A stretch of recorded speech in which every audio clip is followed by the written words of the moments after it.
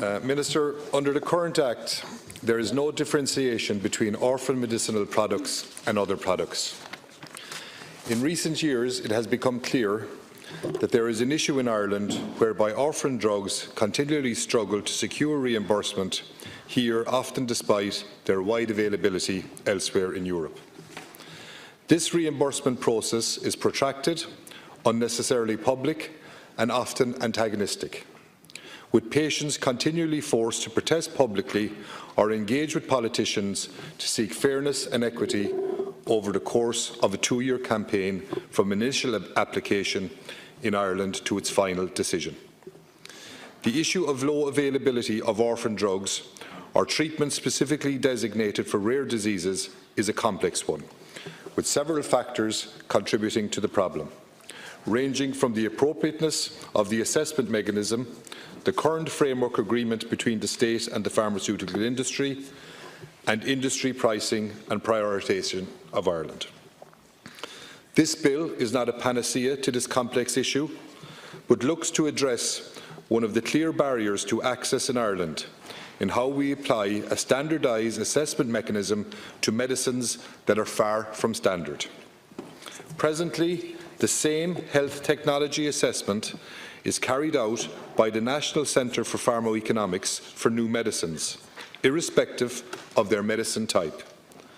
This is a quality-based health technology assessment whereby quantitative data on the medicine and the disease it treats are used to assess its cost-effectiveness against an incremental cost-effectiveness ratio, or ICER. In Ireland's case, this threshold is set at 45,000 per quality adjusted life year. This mechanism presents several issues for orphan drugs, which often possess limited quantitative data due to low clinical data or the low epidemiology around a rare disease, given such a small patient population. As such, a quality-based health technology assessment will result in huge uncertainty around orphan drugs. In the words of Professor Michael Barry, head of the NCPE, last month before the Health Committee, he stated, "None of the drugs for rare diseases will reach the 45,000 per quality adjusted life year." The consequence of using this form of HTA, therefore, is that commercial negotiations between the state and industry commence in a poor position, whereby the information available to the HSE is of limited value. This is directly contributing to the 2-year process of protracted negotiation as both parties seek to reach a fair and accurate agreement of the true value of the medicine. From a broader perspective, this 2-year delay does not serve patients who, by definition of requiring an orphan drug, will have life-threatening or chronically debilitating disease per the European Medicines Agency licensing requirement for orphan. The delay can swiftly exceed 2 years as companies deprioritise the Irish market for European access, given Ireland's growing reputation for having a slow and challenging access environment for drugs for rare diseases. To speak on the bill itself, responsibility for addressing this issue has fallen between 2 stools at present, with the Minister for Health stating at every opportunity that statutory responsibility for medicine pricing and reimbursement decision lies with the HSE in accordance with the Health, Pricing and Supply of Medicine and Goods Act 2013. The HSE, for their part, have informed members of the House through the Health Committee that the 2013 Act does not make separate provision for orphan drugs. As a result, the process and procedures do not make separate provision for distinct criteria on the assessment of orphan drugs. When challenged on whether the HSE had any flexibility under the Act to allow for a tailored approach to assessing orphan drugs, the HSE stated they have pushed the legislation as far as they can. The bill therefore seeks to resolve the issue by clarifying for the HSE the application of the health technology assessment for assessing orphan drugs, as well as establishing a set criteria to be considered when making a relevant decision on the reimbursement of an orphan drug. It clarifies that the HSE, when carrying out a health technology assessment, should do so in a manner that does not rely on an incremental cost-effective ratio threshold, but instead conduct a health technology assessment that will provide a meaningful and credible assessment of an orphan drug.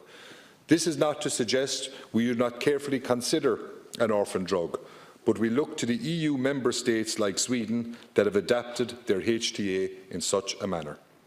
Additionally, it places on a statutory footing some important considerations for the HSE to assess before making a final decision on an orphan drug, such as the availability of that drug elsewhere in Europe, the guaranteed input of patients, or level of certainty that can be provided by industry through risk-sharing agreements, as well as acknowledging the limitations of traditional quantitative data.